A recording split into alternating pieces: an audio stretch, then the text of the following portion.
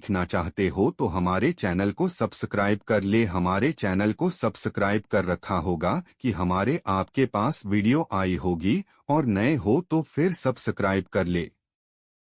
हे मेरे भोले बाबा, गरीबी दूर करने वाली इस वीडियो को जो भी सच्चे दिल से लाइक करें, उसकी गरीबी सच में दूर कर देना।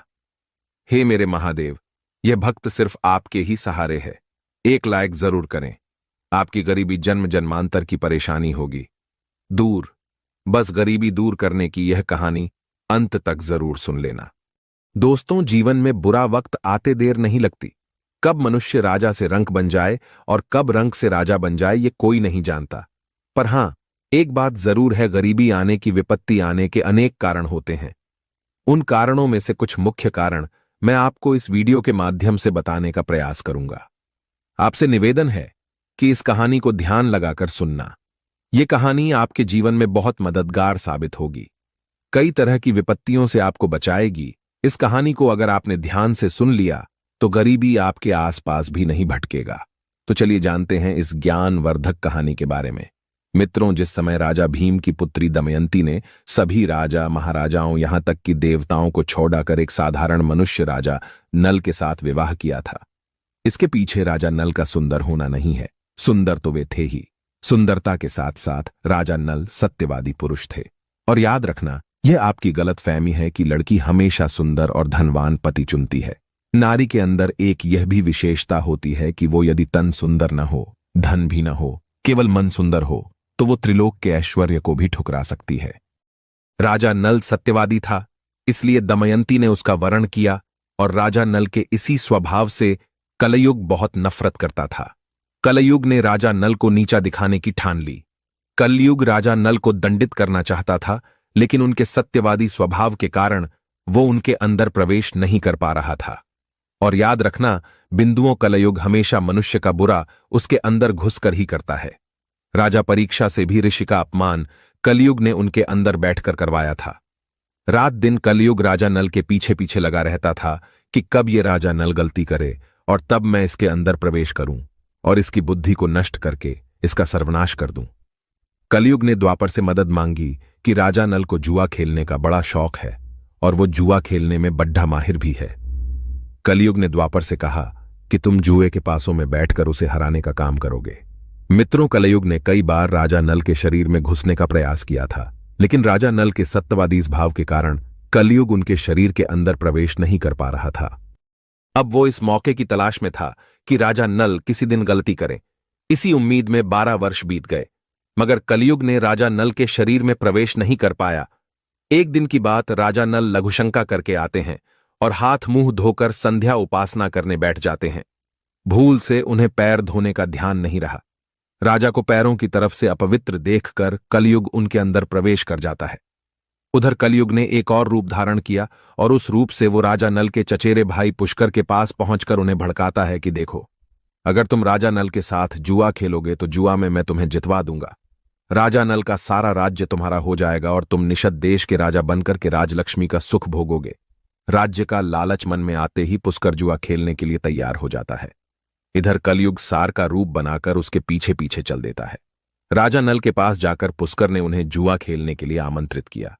कलयुग तो पहले से ही राजा नल के अंदर बैठा हुआ था। पुष्कर का निमंत्रण मिलने पर राजा नल भी जुआ खेलने के लिए तैयार हो जाते हैं और रानी दमयंती के सामने ही पुष्कर और राजा नल दोनों के बीच जुआ होने लगता है। कलयुग के प्रभाव के कारण राजा नल जो भी दाव लगाते थे वो दाव पुष्कर जीत लेता था।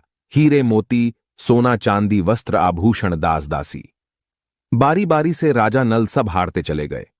पास में रानी दमयंती और उनके मित्रगण बैठे हुए थे। राजा नल को हारता देखकर उन्होंने उन्हें बहुत समझाने का प्रयास किया, परंतु राजा नल ने उस समय किसी की नहीं सुनी। कहते हैं, बंधु मनुष्य के ऊपर जब बुरा वक्त आता है तो फिर वो उस समय अपने हितैषियों की भी बात नहीं सुनता है। वो जुए का खेल राजा नल से कलयुग खिलवा रहा था। राजा नल जब एक दाव हार जाते थे तो अगली बार दुगना चौगुना लगते थे। उनकी बुद्धि भ्रष्ट हो चुकी थी और इस तरह से वो जुए का खेल कई महीनों तक चलता रहा। जब समस्त मंत्री गणों में यह खबर फैल गई कि राजा नल जुए में सब कुछ हार चुके हैं, तो सारे लोगों ने एकत्रित होकर के उन्हें समझाने का प्रयास किया। रानी दमयंती गिड़गिड़ाती रही मगर उन पर किसी बात का असर नहीं पड़ रहा। सब समझ गए महाराज नल पर बुरा वक्त आने वाला है। दमयंती ने अपने सारथी को बुलाकर अपनी पुत्री इंद्रसेनी और पुत्र इंद्रसेन को अपने मायके भेज दिया कि यहां तो तुम्हारा कुछ बचा नहीं है, कि तुम दोनों अब वहीं रहना अपने नाना और मामा के पास। तुम्हारे पिता ने यहां तुम्हारे लिए कुछ भी बाकी नहीं छोड़ा है। मित्रों, सारथी ने राजा नल के दोनों बच्चों को उनकी नन्हाल में छोड़ दिया और स्वयं अयोध्या में जाकर राजा ऋतुपलद के यहां सारथी की नौकरी करने लगा। राजा नल के पास रानी दमयंती के अलावा हारने के लिए कुछ भी शेष नहीं बचा था। पुष्कर ने कहा था कि अगर राजा नल चाहो तो तुम अपनी पत्नी दमयंती को भी दांव पर लगा लो। अगर तुम ये दांव जीत जाओगे तो मैं तुम्हारा सारा राज्य वापस कर दूंगा। पुष्कर की यह बात सुनकर राजा नल की छाती बैठ गई। उन्होंने कोई जवाब नहीं दिया।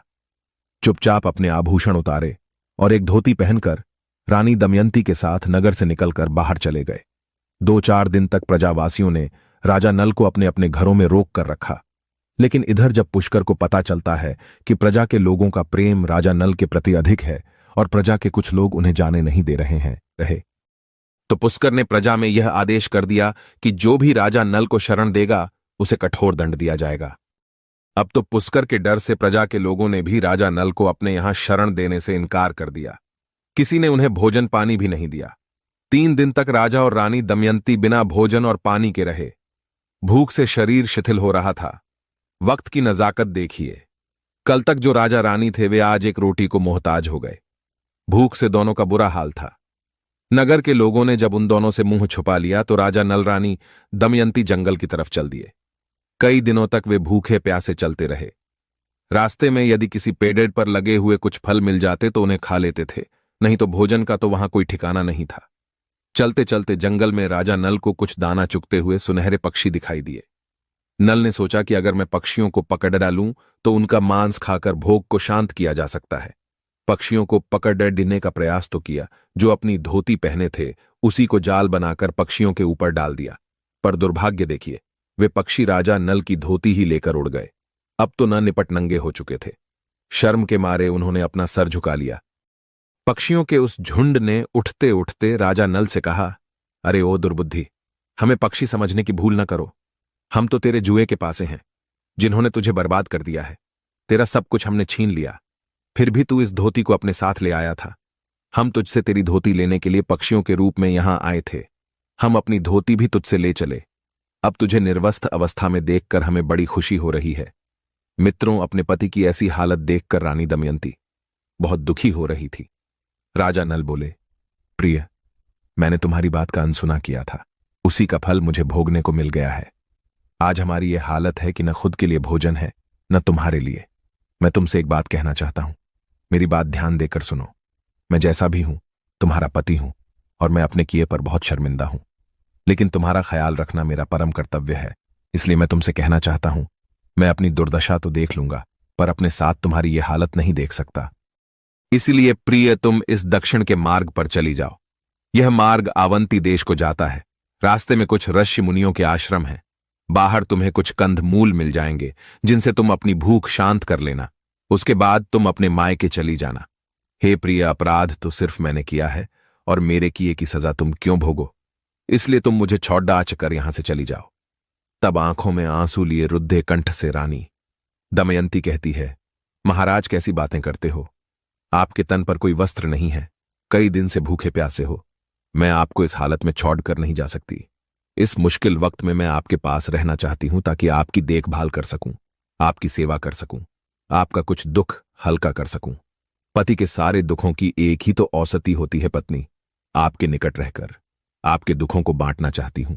इसलिए महाराज, मुझे अपने दुख में शामिल कर लीजिए और अपने से दूर मत भेजिए। नल ने कहा, तुम सच कह रही हो। विपत्ति में पत्नी से बढ़कर कोई मित्र नहीं होता। मैं तुम्हें हमेशा के लिए अलग नहीं कर रहा हूं। क्या कभी शरीर से आत्मा अलग हुई है? तुम मेरी आत्मा हो। मैं तो सिर्फ तुम्हें तुम्हारे मायके भेज रहा हूं। दमयंती बोली, यदि ऐसी बात है तो तुम भी मेरे साथ मेरे मायके चलिए। मेरे पिता और भाई तुम्हारा खूब आदर सत्कार करेंगे। वहां हमें किसी तरह का कोई दुख नहीं होगा। नल बोले, प्रिय रानी, तुम्हारा कहना सर्वथा ठीक है कि तुम्हारे पिता और भाई मुझे बहुत आदर देंगे, लेकिन मैं वहां रहकर स्वाभिमान से नहीं जी पाऊंगा, क्योंकि जब मैं तुम्हें बहाने गया था तो मैं एक राजा था। आज मैं एक भिखारी हूं। तुम्हारे माता पिता से मिलने वाला सम्मान मुझे बहुत शर्मिंदा करेगा। ससुराल में जाकर मनुष्य को किसी भी मजबूरी में नहीं बसना चाहिए। दूसरे स्थान पर रहकर ससुराल से मदद मांगी जा सकती है। दमयंती ने राजा नल को बहुत कहा कि मेरे मायके चलिए, मगर राजा नल ने साफ इनकार कर दिया। राजा नल की धोती को तो पक्षी उड़ा ही ले गए थे, इसलिए वो निर्वस्त्र थे।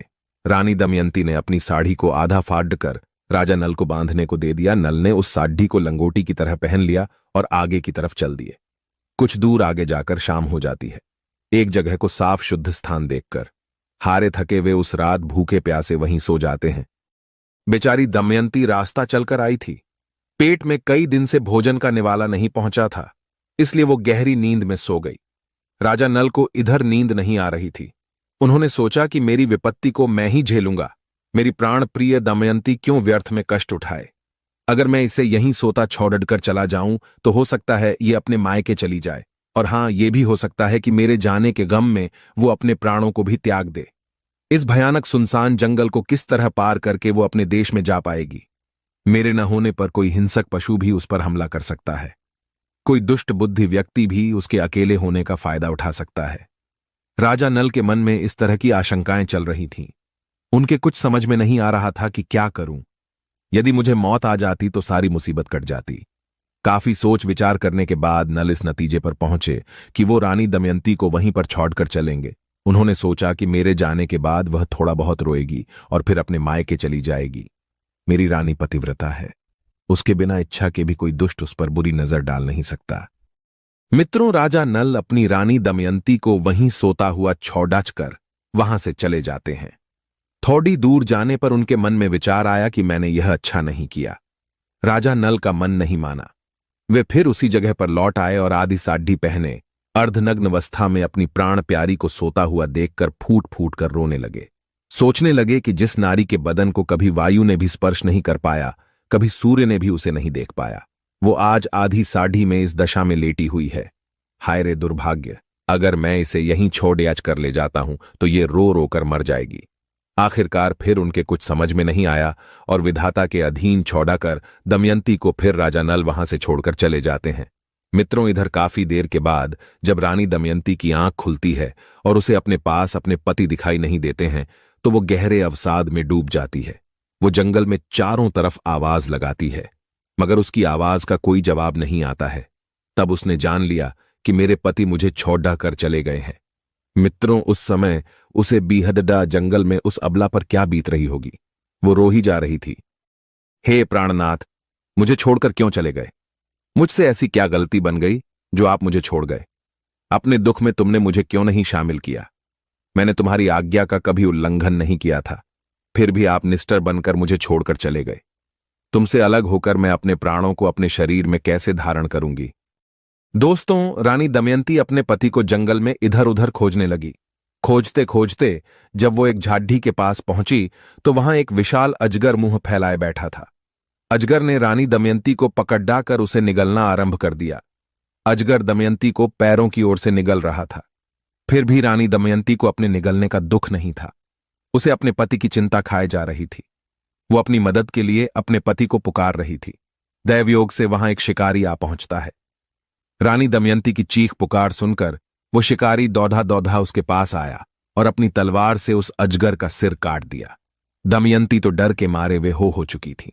किसी तरह से शिकारी ने जल के छींटे लगाकर रानी दमयंती को होश में लाया। अजगर के द्वारा निगले जाने के कारण वो कुछ घायल हो चुकी थी। शिकारी ने उसके घाव को पानी से धोकर साफ किया और उन्हें खाने के लिए कंदमूल फल दिए। उसके बाद शिकारी ने पूछा, हे सुंदरी, तुम कौन हो?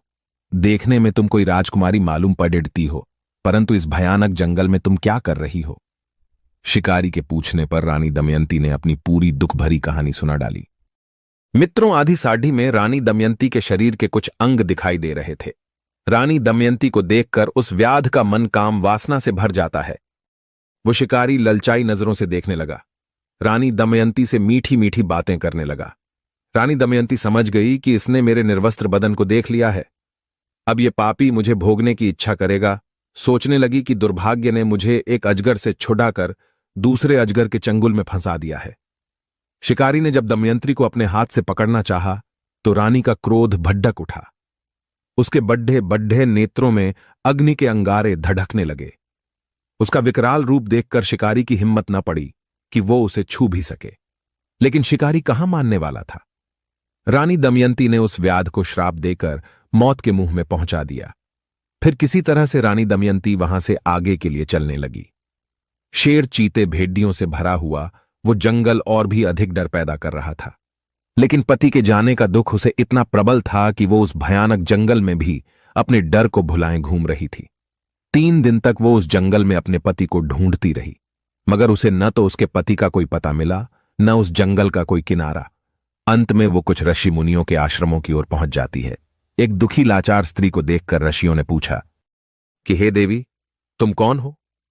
तब दमयंती ने बताया कि वह विदर्भ देश के राजा भीम की पुत्री दमयंती है और महाराज नल की पत्नी है।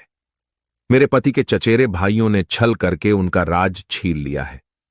उनके साथ रहकर मैं भी दुख न भोगूं, इसलिए मेरे पति मुझे छोड़कर जंगल में चले गए।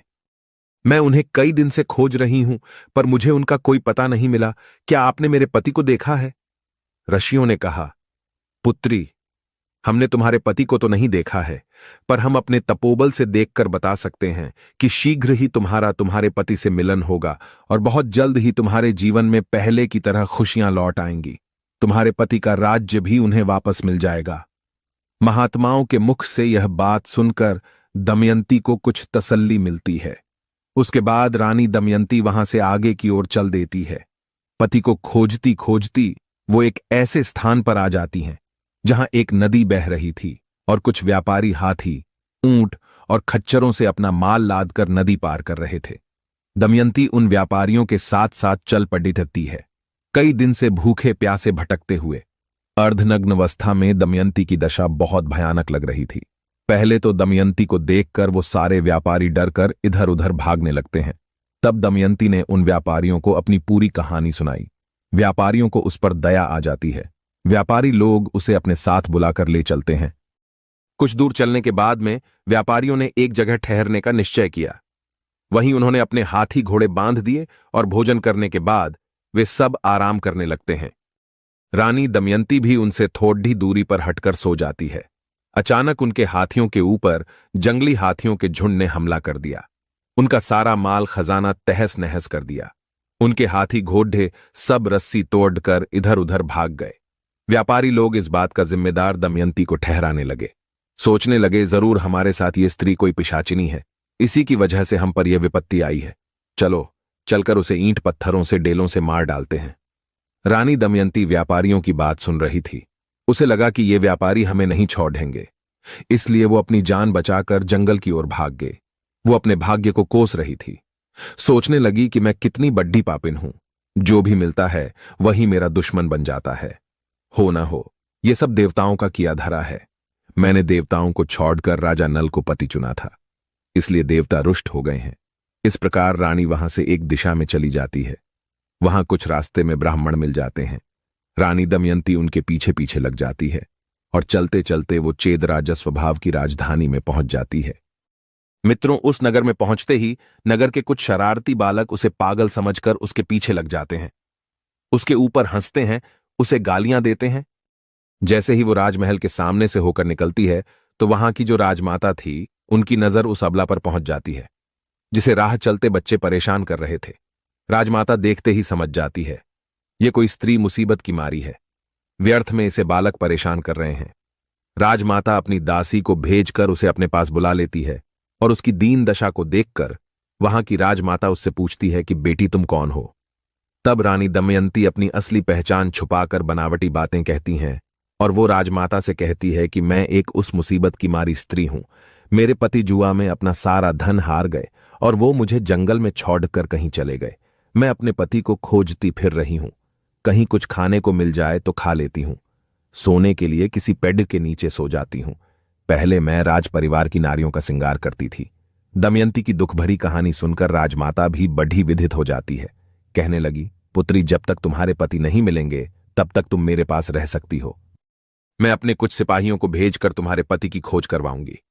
दमयंती ने कहा, हे माता, मैं आपके पास रह तो लूंगी, पर मेरी कुछ शर्तें हैं।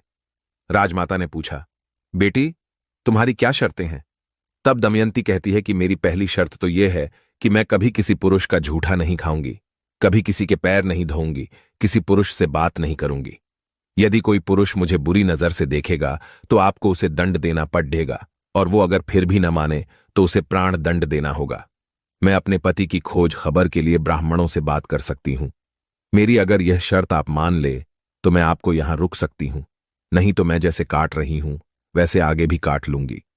मित्रों, राजमाता ने रानी दमयंती की सारी शर्तें मान ली और उसे अपने पास रख लिया। राजमाता ने अपनी बेटी सुनंदा से कहा, पुत्री, आज से ये स्त्री तुम्हारे पास रहेगी और इसे तुम अपनी सखी बनाकर रखो। इसके खाने पीने की दुख सुख की सारी चिंता तुम्हें रखनी होगी। राजमाता की बेटी सुनंदा ने कहा, मां, तुम चिंता मत करो, आज से ये सुंदरी मेरी सखी है, मैं इसे कोई दुख तकलीफ नहीं होने दूंगी। मित्रों, इस प्रकार सुनंदा ने रानी दमयंती के रहने खाने की सारी व्यवस्था कर दी और उसी दिन से रानी दमयंती राजकुमारी सुनंदा के साथ रहने लगी। बहुत दिनों से वो दुख झेल रही थी, आज थोड़ा चैन में आई थी, परंतु उसके पति की यादें उसे पल पल खाए जा रही थी। उधर राजा नल दमयंती को छोड़कर जब जंगल में आगे चले गए तो जंगल में उन्होंने एक जगह आग लगी देखी। आग की लपटों के बीच उन्हें कोई पुकार रहा था। राजा नल भागकर जब उसके पास पहुंचते हैं तो उन्होंने देखा कि ये करकोटक नाम का नाम उस आग की लपटों के बीच फंसा हुआ था। वो झुलसकर एक जगह कुंडी मारे बैठा था। राजा नल ने उससे कहा कि आप डरो मत, मैं तुम्हारे प्राण बचाऊंगा। नाग ने राजा नल को अपनी पूरी कहानी सुनाई कि इससे पहले मैं एक मनुष्य था, एक बार मैंने नारद मुनि को ठग लिया था तो उन्होंने मुझे नाग होने का श्राप दे दिया और कहा कि जिस दिन राजा नल तुझे इस स्थान से उठाकर दूसरे स्थान पर पहुंचा देंगे उस दिन तू श्राप मुक्त हो जाएगा। हे राजा नल, आज मैं बुरी तरह झुलस गया हूं और मैं इस स्थान से दूसरे स्थान पर जाने में असमर्थ हूं। तुम मुझे किसी तरह यहां से किसी सुरक्षित स्थान पर पहुंचा दो, मैं तुम्हारे लिए एक बहुत जरूरी काम करूंगा। राजा नल ने बिना देर किए उस नाग को वहां से उठाकर आग से बाहर ले आए और इस प्रकार उसकी जान बच गई। नाग ने राजा नल का बहुत धन्यवाद किया और कहा कि आप अपने पग गिनते हुए यहां से चलिए, मैं तुम्हारी भलाई के लिए एक बहुत महत्वपूर्ण काम करने वाला हूं। उस नाग की बात मानकर राजा नल अपने पग गिनते हुए वहां से आगे को चल देते हैं। जब नल ने 10 कहा उसी समय उस नाग ने राजा नल को डस लिया। उस सर्प के डसते ही राजा नल का शरीर एकदम काला पड़ गया। नल ने कहा, हे नाग, मैंने तुम्हारी जान बचाई थी, पर तुमने मेरे साथ क्या कर दिया, मेरे शरीर को कुरूप बना दिया। नाग ने कहा, राजा चिंता मत करिए, तुम्हारा ये कुरूप शरीर तुम्हारे बहुत काम आएगा। इस कुरूप शरीर के कारण अब आपको कोई पहचान नहीं पाएगा और मेरे विष के प्रभाव से आपके शरीर के अंदर जो कलयुग गुस्सा बैठा है वो अंदर ही अंदर जलता रहेगा। उसी कलयुग ने आपको इस दशा में पहुंचाया है, अब अपने किए की सजा वो भी भोगेगा। और हां, मेरी कृपा से तुम्हें नुकीले दांतों और नाखूनों वाले जीवों से कोई खतरा नहीं रहेगा।